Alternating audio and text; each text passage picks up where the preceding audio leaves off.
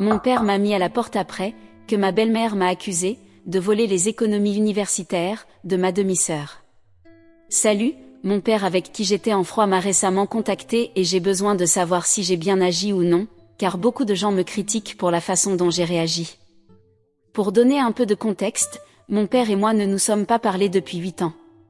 J'avais 21 ans quand il m'a mis à la porte, fraîchement diplômé de l'université. Je vivais avec ma famille depuis quelques mois avant de commencer à travailler et d'économiser suffisamment d'argent pour déménager. Mes parents ont divorcé quand j'avais 7 ans, et quand j'ai eu 17 ans, mon père a commencé à sortir avec ma belle-mère, Becca. Becca avait aussi été mariée auparavant, mais malheureusement, son mari est décédé 6 ans avant qu'elle ne commence à sortir avec mon père. Elle avait aussi une fille d'une relation précédente, ma demi-sœur Alexa, qui avait 4 ans de moins que moi. La première fois que j'ai rencontré Becca et Alexa, j'ai eu une sensation étrange, comme si elles n'étaient pas heureuses de me rencontrer, mais j'ai pensé qu'elles étaient peut-être juste timides et je n'y ai pas trop pensé. Cependant, plus je passais de temps avec elles, moins elles semblaient m'apprécier. Après 1 an de relation, Becca et Alexa ont emménagé avec nous, mais c'était l'année où je suis partie pour l'université, donc je n'ai pas passé beaucoup de temps avec elles à la maison. Je ne voyais ma famille que lorsque je revenais à la maison pour les vacances, et chaque fois que je revenais, elles agissaient de manière très étrange avec moi. Ils se sont mariés quand j'étais en 2e année, et même à ce moment-là, elles ne semblaient pas m'apprécier. Je ne sais pas exactement comment le dire, mais c'était comme si elles n'appréciaient pas ma présence et semblaient beaucoup plus heureuses lorsqu'elles étaient seules avec mon père. Après avoir obtenu mon diplôme, quand je suis revenue à la maison avec l'intention de rester un certain temps pour économiser de l'argent avant de déménager définitivement, j'ai décidé de parler à mon père à ce sujet, car je ne voulais pas vivre dans une maison où je me sentais mal à l'aise tout le temps. Lorsque j'en ai discuté avec lui, il m'a dit que j'imaginais des choses et que Becca et Alexa m'aimaient, alors j'ai décidé de le croire et je suis revenue vivre à la maison. Mais en l'espace de quelques semaines, il a été prouvé qu'il avait tort. Elle ne m'aimait définitivement pas, et si c'était le cas, elle détestait vraiment ma présence. Becca était constamment froide avec moi et reconnaissait rarement mon existence, et Alexa semblait avoir quelque chose contre moi, essayant toujours de m'agacer et de provoquer des disputes. J'en ai parlé à mon père à plusieurs reprises, mais comme leur comportement autour de lui était très différent, il pensait que j'exagérais et qu'elle s'habituait probablement à ma présence. Cela a duré quelques mois, et peu importe à quel point j'essayais de les éviter, elles continuaient à essayer de rendre ma vie difficile. Après un certain temps, j'ai même arrêté de me plaindre à mon père car cela ne servait à rien. Tout ce que je voulais, c'était économiser assez d'argent pour pouvoir déménager, mais j'ai été expulsée de chez moi de manière assez brutale parce que Becca et Alexa m'ont accusée de voler les économies universitaires d'Alexa. Un jour, j'ai quitté la maison vers midi pour aller chercher une maison avec quelques amis, car Becca et Alexa me rendaient fou et je voulais vraiment déménager le plus vite possible. Quand je suis rentrée chez moi dans l'après-midi, mon père était déjà là. Il avait l'air extrêmement déçu et m'a dit de faire mes valises et de partir dès que je suis entrée dans la maison. Je n'avais aucune idée de ce qui se passait et j'ai été pris par surprise. Quand je lui ai demandé ce qui se passait, il m'a dit qu'il n'avait jamais pensé que je deviendrais une personne aussi désespérée et méprisable. Il n'avait jamais pensé que je tomberais aussi bas juste pour de l'argent. Je n'avais aucune idée de ce dont il parlait et j'avais les larmes aux yeux car ce qu'il disait était vraiment blessant. Mais au lieu d'essayer de me parler, il m'a dit qu'il n'avait pas le temps pour s'imagrer et qu'il voulait juste que je parte immédiatement. Puis Becca est entrée dans la pièce et a commencé à hurler sur moi pour avoir ruiné l'avenir d'Alexa et a affirmé que j'avais fait tout cela parce que je ne supportais pas le fait que mon père avait enfin tourné la page. Pendant qu'elle criait sur ce que j'avais soi-disant fait, j'ai réussi à reconstituer l'histoire. Apparemment, elle m'accusait de voler de l'argent à partir d'une carte qu'elle m'avait donnée pour les urgences, et que je l'avais utilisée pour des achats de luxe. Becca a affirmé que je lui avais dit que j'étais à court d'argent, alors elle m'avait ajouté au compte où elle économisait de l'argent pour Alexa. Mais j'avais apparemment presque vidé le compte et maintenant il n'y avait plus d'argent pour qu'Alexa puisse aller à l'université. Apparemment, j'avais menti sur la raison pour laquelle j'avais besoin de l'argent et j'avais acheté plusieurs sacs, chaussures et vêtements de marque très chers avec l'argent qu'elle avait mis de côté pour sa fille. J'étais horrifiée car rien de tout cela ne s'était produit, et elle mentait effrontément. Alors je lui ai dit de me montrer les preuves de tout cela, et mon père a dit qu'il n'y avait pas besoin de ça parce que, apparemment, ils avaient fouillé ma chambre quelques heures auparavant et avaient déjà trouvé tout ce dont ils avaient besoin pour confirmer son histoire. Il a dit qu'ils avaient trouvé tous les articles achetés avec cette carte, cachés secrètement sous mon lit. Et bien sûr, quand j'ai dit à mon père qu'elle ne m'avait jamais ajouté à la carte, car si elle l'avait fait, je le saurais, il m'a dit qu'elle m'avait supprimé après avoir reçu un appel de la banque ce matin-là. Cela avait pris quelques heures, mais c'était fait. Quand je lui ai demandé d'appeler les autorités bancaires pour confirmer cela, il m'a dit qu'il n'avait pas besoin de plus de preuves pour savoir que sa fille était une personne dégoûtante et une voleuse. Peu importe combien j'essayais de le convaincre que Becca mentait, il ne me croyait pas et finalement, j'ai dû partir. Après ce jour, je n'ai plus eu de contact avec mon père. Il m'avait montré où étaient ses priorités, et après la façon dont j'avais été insultée, je n'ai jamais voulu le recontacter. J'ai passé quelques jours chez un ami avant de déménager dans mon premier appartement, et j'ai eu du mal avec l'argent pendant quelques mois, mais après cela, j'ai pu m'en sortir seule. Je mène maintenant une vie assez agréable et je prévois même d'acheter ma propre maison dans quelques mois. Pendant 8 ans, je n'ai eu absolument aucun contact avec mon père et j'ai évité tous les événements familiaux du côté de mon père comme la peste parce que je ne voulais tout simplement pas le voir. Ma mère et moi sommes restés en contact, et elle aussi a coupé les ponts avec mon père en même temps que moi, en raison de la façon dont il s'était comporté avec moi. Mais maintenant, elle semble prendre parti, et c'est pourquoi je suis confus. Quoi qu'il en soit, il y a quelques jours, mon père est apparu chez moi et j'étais très curieux de savoir ce qu'il avait à dire, alors j'ai ouvert la porte pour lui parler. Il m'a dit qu'il avait obtenu mon adresse par ma mère. Il a dit qu'il était là pour s'excuser de tout, car il avait découvert récemment que ma belle-mère avait tout inventé parce qu'elle voulait que quelqu'un couvre les frais universitaires d'Alexa. Pendant des années, elle l'avait utilisé pour son argent, et il n'avait aucune idée car il pensait qu'il soutenait simplement sa famille. Mais après ce qu'il venait de découvrir auprès de ses beaux-parents, il voulait que je lui pardonne et lui donne une chance. Apparemment, Becca s'était disputée avec ses parents il y a quelques mois et ils avaient récemment contacté mon père pour lui dire la vérité sur l'incident pour lequel il m'avait mis à la porte. Donc, comme je l'avais soupçonné, elle avait acheté toutes ces choses pour elle-même et sa fille, mais elle les avait placées dans ma chambre pour me faire accuser et faire croire que je cachais des choses. Pour s'assurer que tout se passe bien, elle avait même fait en sorte que ses parents l'appellent en prétendant être des employés de banque et avait convaincu mon père qu'elle m'avait effectivement ajouté à la carte. La vraie raison pour laquelle elle avait fait tout cela était parce qu'elle-même avait épuisé le fonds universitaire que son défunt mari avait laissé pour Alexa avec son style de vie extravagant, et elle ne voulait pas avoir à demander à mon père de couvrir ses dépenses car elle ne voulait pas passer pour une chercheuse d'or. Elle me détestait aussi parce qu'elle pensait que ma relation avec mon père allait gêner ses plans, et c'est pourquoi elle m'avait toujours détestée. C'est ainsi qu'elle a conçu ce plan pour pouvoir se débarrasser de moi et aussi créer une situation où mon père lui-même serait obligé de couvrir les frais universitaires d'Alexa. Et elle a réussi à faire d'une pierre deux coups lorsque ce plan a réussi. Pendant 8 ans, ses parents n'ont rien dit, mais récemment, en raison de leur dispute, ils ont décidé qu'il était enfin temps de déterrer de vieux secrets et de dire la vérité à mon père. Il m'a dit qu'il avait déjà demandé le divorce d'elle il y a quelques semaines avec l'aide de son ancien avocat, et maintenant il était venu pour se réconcilier avec moi. Il m'a dit qu'il savait que le père de l'un de mes amis était un avocat spécialisé en divorce très réputé et qu'il voulait maintenant que je remplisse mon devoir en tant que fille et que je l'aide en le mettant en contact avec le père de mon ami, car Becca et son avocat avaient rédigé une pétition ridiculement unilatérale. Mon père voulait aussi que je trouve un avocat qui accepterait de réduire ses tarifs pour lui. C'était tellement absurde que j'ai fini par rire à ses dépens avant de refermer la porte. Je ne pouvais pas imaginer qu'il croyait réellement qu'il pouvait simplement venir, s'excuser auprès de moi puis me demander de l'aide, et que tout irait bien à nouveau. Évidemment, je n'allais en aucune façon l'aider. Et s'il voulait engager le père de mon ami comme avocat, alors il devait faire ce que tout le monde fait, le contacter lui-même et payer le prix que tout le monde paye.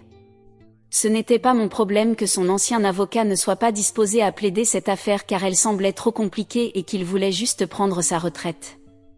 Donc, après avoir refermé la porte sur lui, je lui ai dit de partir avant que je n'appelle la police. Je ne pensais pas qu'il restait quelque chose à dire, mais après cela, ma mère m'a appelé pour me dire que ce que je faisais n'était pas juste. Honnêtement, je n'ai aucune idée de pourquoi elle est soudainement du côté de mon père, mais j'ai été très énervée quand elle m'a dit qu'elle n'était pas d'accord avec ma décision de ne pas l'aider. Elle a dit que tout le monde fait des erreurs, et que mon père est aussi un être humain normal comme nous, donc ce n'était pas juste que je le juge selon une norme irréaliste et que j'agisse comme s'il n'était pas acceptable qu'il fasse des erreurs simplement parce qu'il était mon père. Ce n'était pas que j'avais un problème avec le fait qu'il ait fait une erreur en faisant confiance à sa femme, mais mon problème était avec le fait qu'il lui faisait confiance plutôt qu'à moi, sa fille. Et je n'ai toujours pas oublié le fait qu'il m'a traité de personne dégoûtante et désespérée quand il m'a mise à la porte. Il m'a littéralement élevée, il me connaissait, et malgré cela, il pensait que j'étais capable de faire une chose aussi vile que ce dont on m'accusait. Le fait est que, même après 8 ans, il n'était pas seulement là pour s'excuser, mais pour demander mon aide. S'il n'avait pas eu besoin de mon aide, je ne pense pas qu'il serait venu s'excuser. Il lui a fallu 8 ans pour se rendre compte qu'il avait fait une erreur, et là, il répétait exactement le genre de comportement que je détestais chez lui. J'ai essayé d'expliquer cela à ma mère, mais elle ne cessait de dire qu'il avait admis sa faute, peu importe le temps que cela avait pris, et que cela comptait pour quelque chose. Donc, au lieu d'agir de cette manière, je devrais lui pardonner et être la personne la plus mature, car je devais définitivement l'aider. Le fait est que je ne pense pas pouvoir l'aider, même si je le voulais, car bien sûr, mon ami et moi sommes très proches, et je suis presque certain que je pourrais lui demander de parler à son père et de travailler avec mon père, mais je ne pense pas pouvoir les convaincre de baisser leurs tarifs car le meilleur avocat de divorce de la ville n'est pas bon marché. Alors pourquoi m'engager à quelque chose dont je ne suis même pas sûre de pouvoir accomplir? Ma mère et moi avons fini par nous disputer à ce sujet pendant environ une demi-heure, et nous étions toutes les deux assez irritées à la fin de l'appel. Elle a simplement refusé de voir mon point de vue, et je ne comprenais pas ce qu'elle disait car cela n'avait pas de sens pour moi. Maintenant, nous ne nous parlons plus non plus, et je me demande si j'ai fait une erreur ou non. Je ne pense pas que ce que j'ai fait avec mon père était si mal, mais la réaction de ma mère me fait penser le contraire. Suis-je le méchant pour avoir refusé d'aider mon père distant avec son divorce? Mise à jour 1, alors, j'ai décidé que je vais m'éloigner de mes 2 parents. Vous avez raison dans les commentaires. Je ne dois rien à mon père après la façon dont il m'a traité, et le fait qu'il se soit excusé auprès de moi littéralement des semaines après avoir découvert la vérité ne montre que qu'il ne se serait pas excusé s'il n'avait pas eu besoin de mon aide. Merci beaucoup à tous ceux qui ont commenté, j'en avais vraiment besoin. Quant à ma mère, je ne sais vraiment pas ce qui lui arrive et pourquoi elle est du côté de mon père après des années sans lui parler, mais je ne veux pas savoir ce qui se passe. Au cours de l'appel téléphonique, je lui ai demandé si elle parlait à mon père et si elle était en contact avec lui. Elle a dit non.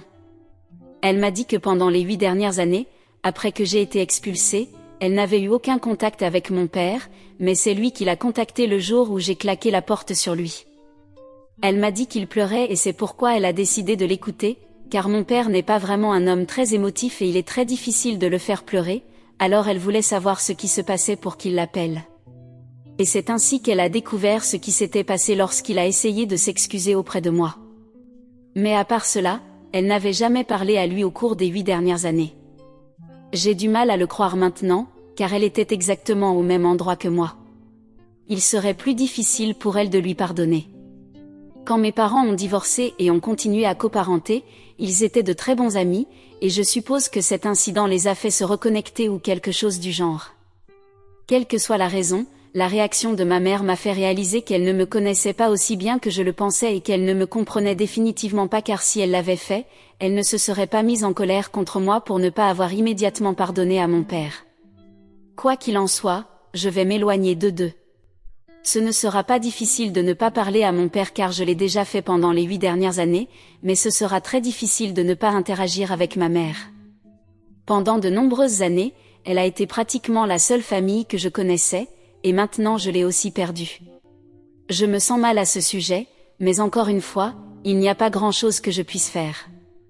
Je vais lui donner une semaine pour s'excuser pour ce qu'elle a dit et comment elle a réagi, et si elle se ressaisit dans ce laps de temps, ce sera super, mais si elle ne le fait pas, je ne sais même pas ce que je vais faire alors. Il est possible que je doive la couper définitivement de ma vie après cela, et rien que d'y penser me rend très triste, mais je ne peux pas m'en empêcher. Je dois aussi m'occuper de moi-même. Mise à jour 2, eh bien, une semaine ne s'est pas encore écoulée, mais ma mère m'a contactée. Malheureusement, ce n'était pas pour s'excuser. Je ne l'avais bloquée sur rien car je voulais voir si elle allait me parler ou non, et elle l'a fait. Elle m'a envoyé un message hier en me demandant si elle pouvait me rendre visite et me parler en personne parce qu'elle pensait que ce serait mieux de clarifier les choses en personne. J'ai accepté de la laisser visiter car je voulais aussi régler les choses avec elle, et honnêtement, je pensais qu'elle allait s'excuser. Alors, quand elle est arrivée, j'ai été très gentille avec elle et tout. Elle a commencé par me dire qu'elle avait réfléchi à notre dernière conversation et qu'elle n'avait peut-être pas essayé de me comprendre aussi bien, donc elle était là pour donner une autre chance à cette conversation. Je trouvais cela un peu étrange qu'elle me demande de répéter les mêmes choses, mais je l'ai fait, en espérant que cela l'aiderait à comprendre d'où je venais, et ensuite, peut-être qu'elle trouverait plus facile de s'excuser auprès de moi pour que nous puissions en finir une fois pour toutes. Mais après avoir fini d'expliquer mes sentiments à propos de toute cette situation, elle m'a dit que, maintenant que nous avions discuté calmement, elle voulait que j'aie la même conversation avec mon père car elle savait que j'étais capable de répondre avec dignité au lieu de lui claquer la porte au nez. Et mon père méritait une explication pour tout cela car, même quand il pensait que j'avais volé l'argent de Becca, il n'a pas appelé la police et a convaincu Becca de faire de même. Peu importe que tout cela ait été inventé, ce qui compte, c'est qu'il a essayé de me protéger du mieux qu'il pouvait, même quand il pensait que j'avais fait quelque chose de mal. Donc, le minimum que je pouvais faire était de lui donner une chance de me parler, et elle a dit qu'elle savait qu'elle avait élevé une fille au bon cœur et qui ne dirait pas non à cela. Je lui ai dit qu'elle ne me connaissait pas aussi bien qu'elle le pensait et que je n'avais pas de pardon dans mon cœur pour mon père car il m'avait traité très mal dans le passé et que je ne lui devais rien, même pas une explication. J'étais très contrariée que, même après tout cela, elle ne se soit pas excusée auprès de moi, alors je lui ai dit qu'après cela, elle ne devrait me contacter que si elle voulait s'excuser, sinon je ne voulais plus lui parler. Mais ensuite, elle a commencé à s'agiter et a dit que je ne devrais pas agir de cette manière parce qu'à la fin de la journée, la famille est tout ce que nous avons, et si nous ne pouvons pas compter sur eux pour nous pardonner lorsque nous avons tort, alors ce sera une existence misérable pour nous. J'ai trouvé cela ridicule et je lui ai dit que je ne voulais pas lui parler ni discuter de cela davantage, alors je lui ai demandé de partir. C'est alors qu'elle m'a finalement dit qu'elle ne pouvait pas partir parce qu'elle avait promis à mon père qu'elle me ferait lui parler, et à moins que je lui dise que je parlerai à mon père au moins une fois, elle ne pouvait pas partir car elle devait tenir ses promesses. Et elle voulait vraiment que je règle les choses avec mon père. Elle a affirmé qu'elle ne voulait pas me perdre et qu'elle était vraiment désolée que je ressente que mes deux parents m'avaient laissé tomber, mais au final, ils étaient mes parents et je devais leur pardonner car les quelque chose qu'ils avaient mal fait n'était rien en comparaison de tout ce qu'ils avaient bien fait dans le passé, et cela comptait pour quelque chose. J'ai trouvé cela ridicule qu'elle dise même cela et je lui ai dit que c'était son erreur d'avoir fait des promesses à mon père qu'elle ne savait même pas si elle pourrait tenir, et ce n'était pas ma responsabilité de m'assurer qu'elle puisse rester fidèle à sa parole. Je lui ai demandé de partir une fois de plus, mais ensuite elle m'a finalement dit qu'elle ne pouvait pas parce que mon père était assis dehors dans la voiture et qu'il attendait d'être appelé à entrer, et elle ne voulait pas le décevoir. C'est alors que j'ai finalement craqué et commencé à crier sur ma mère car c'était une grave violation. J'avais clairement fait savoir que je ne voulais pas parler à mon père, et elle s'était permis de l'amener ici, convaincue qu'elle pouvait me faire changer d'avis. Bien sûr, j'ai perdu patience et commencé à lui crier dessus. Je lui ai dit qu'elle était une mère terrible et que j'en avais fini avec elle. Elle a commencé à pleurer, mais cela ne m'a fait aucun effet car j'étais furieuse. J'ai continué à lui dire de sortir et elle continuait à dire qu'elle était désolée pour tout cela, mais je n'étais pas d'humeur à l'écouter. Finalement, elle est partie après environ 15 minutes de dispute, et alors qu'elle partait, je lui ai crié que si elle ou mon père revenait, je m'assurerais d'appeler la police. Puis je l'ai bloquée, et je pense que je vais parler à un avocat pour obtenir une ordonnance de protection contre ces personnes si elles décident de me rendre visite à nouveau. Mise à jour 3, d'accord, quelque chose de littéralement fou est arrivé aujourd'hui, et je ne sais même pas comment en parler à quelqu'un, c'est pourquoi je suis ici pour en parler, car j'ai vraiment besoin de m'en débarrasser. Donc aujourd'hui, j'étais à la maison parce que j'avais un jour de congé et je prévoyais de ne rien faire, mais ensuite Becca et Alexa se sont présentées, et ce n'est même pas la partie la plus folle de ce qui s'est passé aujourd'hui. Bien sûr, quand j'ai réalisé qu'elles étaient dehors devant ma porte, j'étais furieuse et je leur ai dit de partir instantanément, et j'avais même déjà composé le numéro pour appeler la police. Mais Becca m'a dit qu'elle n'était pas là pour me harceler, mais pour me dire la vérité sur mon père et pourquoi exactement il avait besoin de mon aide. Elle était aussi désagréable et grossière qu'avant, et c'était bon de savoir qu'elle n'avait pas changé en 8 ans. Au début, je n'avais aucun intérêt à lui parler, alors je lui ai dit que je n'étais pas intéressée par ce qu'elle avait à dire, mais ensuite elle a dit que je serais certainement intéressée si je savais ce qu'elle était venue me dire et me donner une explication sur pourquoi ma mère était soudainement du côté de mon père après ne pas lui avoir parlé pendant des années, soi-disant. Je ne vais pas mentir, cela m'a surpris car je ne pensais pas qu'elle savait quelque chose de tout cela et je voulais vraiment savoir ce qui se passait.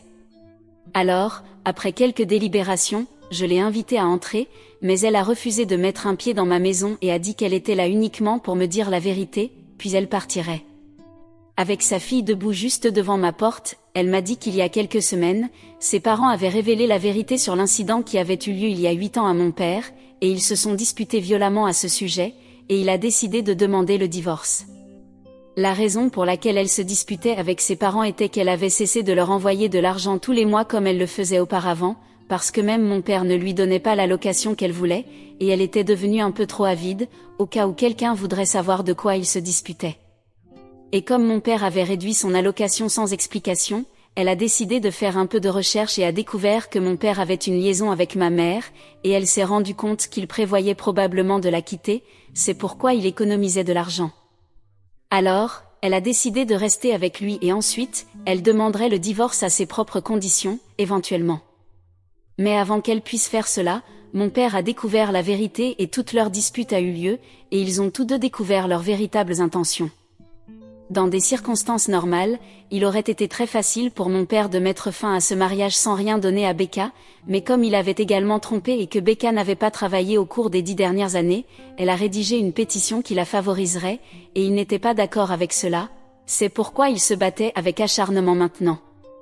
La raison pour laquelle elle me disait tout cela était qu'il y a quelques jours, mon père l'avait apparemment menacé au téléphone et lui avait dit de reculer car, soi-disant, j'allais le mettre en contact avec l'avocat de divorce et alors elle serait fichue.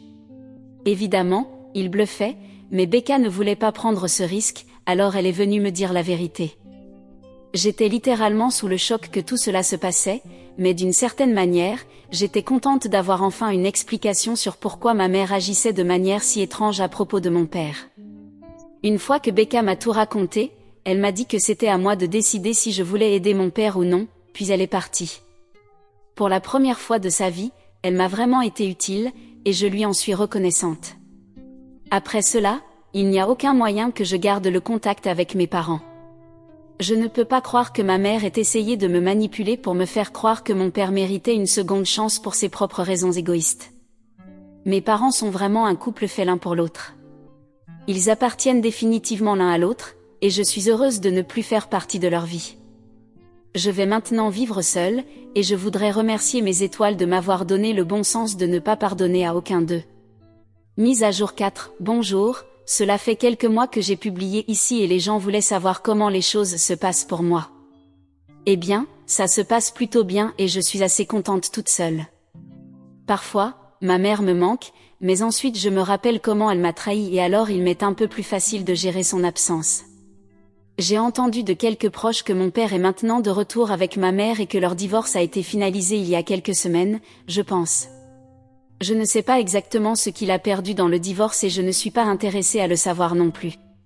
Certains de mes proches ont été invités au mariage de mes parents dans quelques semaines. Ils voulaient que je le sache au cas où je voudrais me présenter et arranger les choses avec eux, mais cela ne m'intéresse vraiment pas et je ne veux certainement pas arranger quoi que ce soit avec eux. Je suis plus heureuse et mieux toute seule.